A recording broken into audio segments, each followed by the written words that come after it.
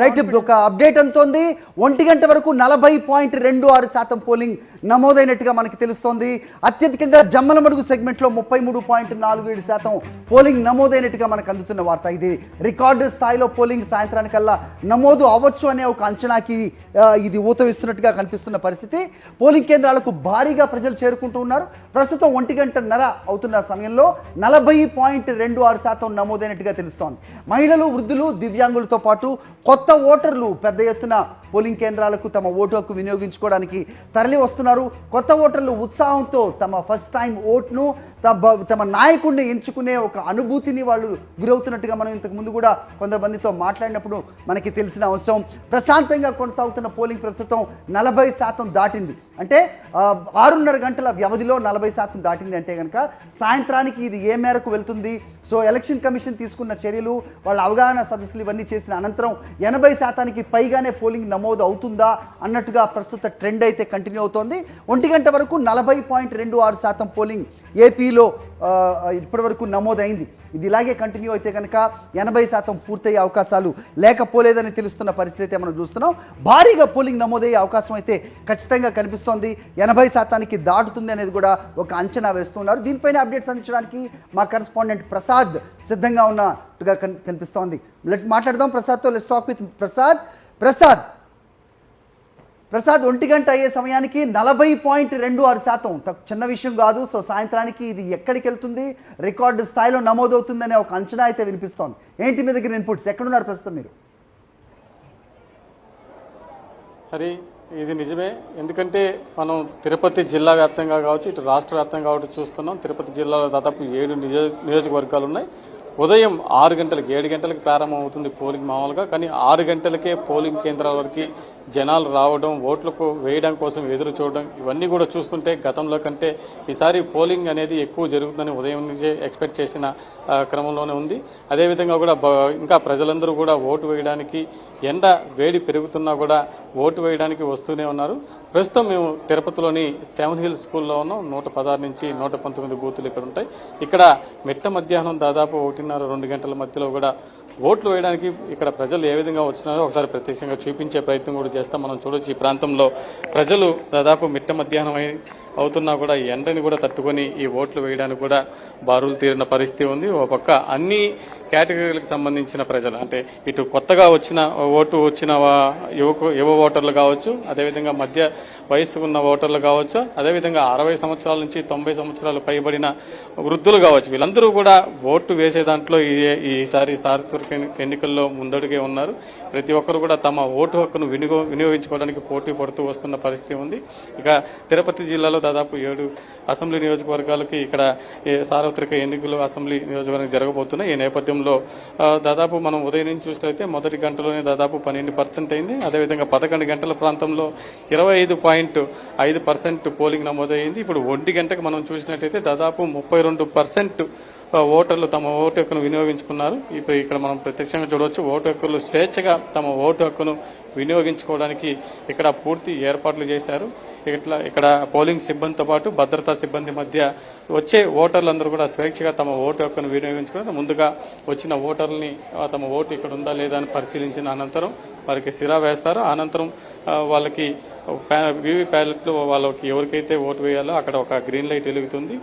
ఆ తర్వాత వెళ్ళి వాళ్ళకి ఎవరికి నచ్చిన అభ్యర్థికి వాటి ఓటు పెట్టుకోవచ్చు. ఇంకా ముఖ్యంగా ఇక్కడ తిరుపతి నియోజకవర్గానికి సంబంధించి చూసినట్లయితే ఇక్కడ వైఎస్ఆర్ కాంగ్రెస్ తరఫున మొదటిసారి బొమ్మన అభినయ్ రెడ్డి ఇక్కడ వైఎస్ఆర్ కాంగ్రెస్ తరఫున పోటీ చేయబోతున్నారు.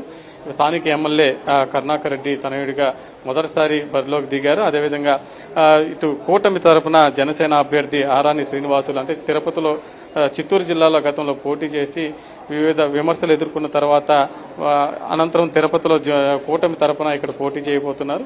ఈ తిరుపతిలో చిత్తూరు జిల్లాకు సంబంధించి రౌడీజం భారీగా జరుగుతుందని ఇప్పటికే ఎమ్మెల్యే కరుణాకర్ రెడ్డి ఎన్నికల కమిషన్ ఫిర్యాదు చేసిన నేపథ్యంలో తిరుపతిలో ఉన్న 273 బూతుల్లో ఇటు సీసీ కెమెరాలు కావచ్చు, అదేవిధంగా వీడియో కెమెరాల రికార్డింగ్ ద్వారా ఇక్కడ అన్ని కూడా ఎన్నికల ప్రక్రియ కొనసాగుతుంది. అదేవిధంగా నిరంతరం కూడా ఇక్కడ ఈ ఎన్నికలు జరిగే ప్రక్రియను అంతా కూడా ఎన్నికల అధికారులు పరిశీలించడం జరుగుతుంది.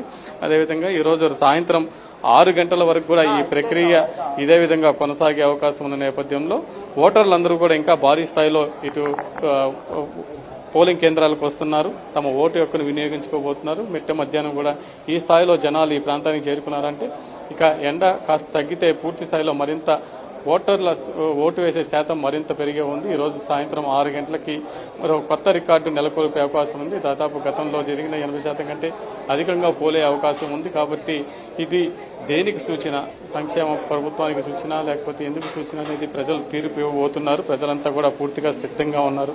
తమ ఓటు ద్వారా పటిష్టమైన ప్రభుత్వాన్ని ఏర్పాటు చేయాలి, సంక్షేమాన్ని అందించే ప్రభుత్వాన్ని ఏర్పాటు చేసుకోవాలి, మంచి పాలన అందించే ప్రభుత్వాన్ని ఏర్పాటు చేసుకోవాలని ప్రజలందరూ కూడా పూర్తిగా సిద్ధంగా ఉన్నారు. Hari all right Prasad. So చూస్తున్నాం మనం అప్డేట్ చూస్తే ఉదయగిరిలో 52% ఆల్రెడీ దాటేసిన పరిస్థితి అయితే ప్రస్తుతం మనకు కనిపిస్తుంది.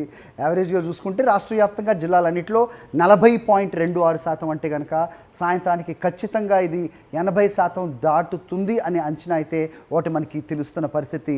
అనుశ్రీ, ఎగ్జాక్ట్లీ లాస్ట్ టైంతో కంపేర్ చేస్తే ఈసారి ఈ ఓటింగ్ పర్సెంటేజ్ పెరుగుతుందన్న అంచనాలు కూడా ఉన్నాయి. ఈ నేపథ్యంలో ఇప్పటి వరకు మనం చూస్తున్నాం 1:30 ప్రాంతానికి 1 గంట వరకు ఉన్నటువంటి పోలింగ్ టర్న్అవుట్ ఏదైతే ఉందో దానికి సంబంధించిన డీటెయిల్స్ చూస్తూ ఉన్నాం. దాదాపు కొన్ని ప్రాంతాల్లో 45% నమోదైనట్లుగా కనిపిస్తుంది. కొన్ని ప్రాంతాల్లో హరి చెప్పినట్లుగా 50% కూడా ఆ టర్న్అవుట్ కనిపిస్తూ ఉంది. చూడాలి, ఇక సాయంత్రం వరకు కూడా మనకు సమయం ఉంది. ఈ సంఖ్య ఇంకొంచెం పెరిగే అవకాశం కనిపిస్తోంది. ఎండ దిట్టంగా కనిపిస్తూ ఉన్న మాడు పగిలిపోయే ఎండ చాలా ప్రాంతాల్లో ఉన్నా సరే క్యూ లైన్ల నుంచి తొలగట్లేదు. ఎవరు కూడా తమ ఓటు హక్కును వినియోగించుకోవడానికి వచ్చిన వాళ్ళే మనకి క్యూ లైన్స్లో కనిపిస్తూ ఉన్న పరిస్థితి. దాదాపు అన్ని ప్రాంతాలని కవర్ చేశాం. ఇక్కడ విజయవాడ, మచిలీపట్నం, ఒంగోలు, అలాగే తిరుపతికి సంబంధించినటువంటి లైవ్ విజువల్స్ కూడా చూసాం. అన్ని ప్రాంతాల్లో కూడా క్యూ లైన్లలో ఏమాత్రం తరుగుదల కనిపించట్లేదు. చాలా భారీ క్యూ లైన్లు కనిపిస్తూ ఉన్నాయి. తమ ఓటు హక్కును వినియోగించుకోవడానికి చంటి పిల్లలతో కూడా మహిళలు అక్కడికి చేరుకున్నటువంటి దృశ్యాలు మనకు కనిపించిన పరిస్థితి. కంపేర్ చేస్తే కనుక కర్నూలులో మాత్రమే 30%, సో ఉన్న వాటిల్లో అది తక్కువగా కనిపిస్తున్న పరిస్థితి. సో సర్ప్రైజింగ్ అని చెప్పొచ్చు. పట్టణ ప్రాంతాల్లో కూడా పర్సంటేజ్ ఎక్కువగానే నమోదవుతున్న పరిస్థితి అయితే మనకు తెలుస్తోంది. ఉదయగిరి లాంటి ప్రాంతంలో of course it is not urban area, but అక్కడ 52% పైగా పోలింగ్ నమోదు అయిందంటే కనుక సాయంత్రానికి it's going to create a record for sure అన్నట్టుగా ప్రస్తుతం మనకు అందుతున్న ట్రెండ్స్ని బట్టి అయితే తెలుస్తోంది. రైట్, బాపట్ల మున్సిపల్ హై స్కూల్లో తన ఓటు హక్కును వినియోగించుకున్నారు ఎమ్మెల్యే కోన రఘుపతి.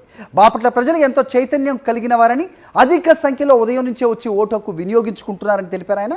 బాపట్లలో ఈసారి కూడా అత్యధిక పోలింగ్ శాతం నమోదయ్యే అవకాశం ఉంది అంటున్న ఎమ్మెల్యే కోన రఘుపతితో మా ప్రతినిధి అమర్ మాట్లాడారు. బాపట్ల మున్సిపల్ హై స్కూల్లో ఓటు హక్కు వినియోగించుకున్నటువంటి ఎమ్మెల్యే కోన రఘుపతి మనతో ఉన్నారు. వారితో మాట్లాడదాం. సార్, ఉదయం నుంచి కూడా ఈ సెగ్మెంట్లో కావచ్చు, ఈ బూతులన్నిటి కూడా కిక్కిసిపోయాయి. భారీ ఎత్తున ప్రజలందరికీ వచ్చి, ఓటర్లందరికీ వచ్చి ఓటు వినియోగించుకున్నారు. ఈ స్థాయిలో ఎవరు కలిగి ఉన్నారు, ఏమంటారు? చాలా చైతన్యవంతంగా ఉంటుంది బాపట్ల ఇప్పుడు కూడా. ప్రత్యేకంగా ఈసారి జగన్మోహన్ రెడ్డి గారి పరిపాలనని తీసుకురావాలనేటువంటి ఒక కసితో ప్రజలు ఉన్నట్టుగా కనపడుతుంది. ఆయన చేసినటువంటి ఒక సుపరిపాలన, ప్రత్యేకంగా బాపట్లకి ఆయన ఇచ్చినటువంటి ఒక జిల్లా, బాపట్ల జిల్లా మా అందరి కళ. ఆ కళ నెరవేర్చినటువంటి సందర్భంలో ప్రజలందరూ కూడా తప్పకుండా మా ఆ రుణం తెచ్చుకునే క్రమంలో, థ్యాంక్స్ చెప్పేటువంటి క్రమంలో తప్పకుండా ఓటు అంతా కూడా ఉత్సాహంగా వేయాలని అందరూ పొద్దునే బారులు తీరారు. చాలా బాగా జరుగుతోంది. మీరు ఓటు వేశారు, కొన్ని బూతులు కూడా పరిశీలించి వచ్చారు. ఓటింగ్ ప్రక్రియ ఎలా జరుగుతుంది? ఓటింగ్ సరళి ఎలా ఉంది? చాలా సజావుగా జరుగుతోంది. 1-2 చోట్ల కరెంటు ప్రాబ్లం ఉంది, లైటింగ్ సరిగ్గా కనపడలేదు, అలాంటివన్నీ కొన్ని సరి చేస్తూ ఉన్నారు.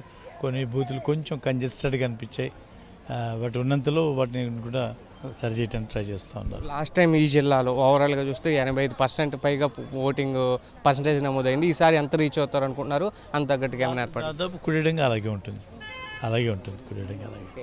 ఓటర్లకి ఏం చెప్తారు అంటే ఈ సందర్భంలో రాజకీయాలు సరికాదు కానీ ఓటు హక్కు గురించి కానీ, ఓటు వేసే విధానం గురించి కానీ, కొంతమంది యూత్ ఇంకా బయటికి రాని పరిస్థితి ఉంది, వాళ్ళకి ఏం చెప్తారు? వస్తారు, పొద్దుగులు ఎండాకాలం కాబట్టి ముందర పెద్దవాళ్ళు ఎక్కువగా బాలు తీరారు. సాయంత్రం వరకు మాకు తెలిసినట్టుగా దాదాపు 80%, 82% బాపట్ల నియోజకవర్గంలో నమోదవుతుందని ఒక అంచనా. మరి ఇవాళ బాధ్యతగా అందరం కూడా ఫీల్ అవ్వాలి. కొంచెం ఎండాకాలం మంచి ఎండల్లో పడింది సరి, దాని ప్రభావం ఏమైనా ఉంటుందేమో అని అనుకున్నాను. బట్ పెద్దవాళ్ళందరూ కూడా చాలా ఉత్సాహంగా ఇవాళ వస్తూ ఉన్నారు. అది చూస్తే చాలా సంతోషం వేస్తుంది. వాళ్ళ బాధ్యతని వాళ్ళు నిర్వహిస్తున్నారు. ఇది ప్రజాస్వామ్యంలో చాలా గొప్ప విజయం.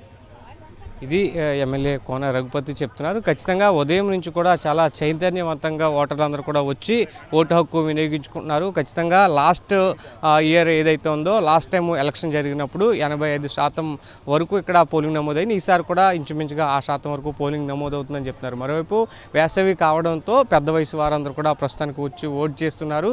ఈవినింగ్ లోపు దాదాపుగా అందరూ కూడా ఓటు వేస్తారని కూడా ఆయన నమ్మకం వ్యక్తం చేస్తున్న పరిస్థితి అయితే ఉంది. వీడియో నరసింహతో అమర్, సాక్షి టీవీ, బాపట్ల.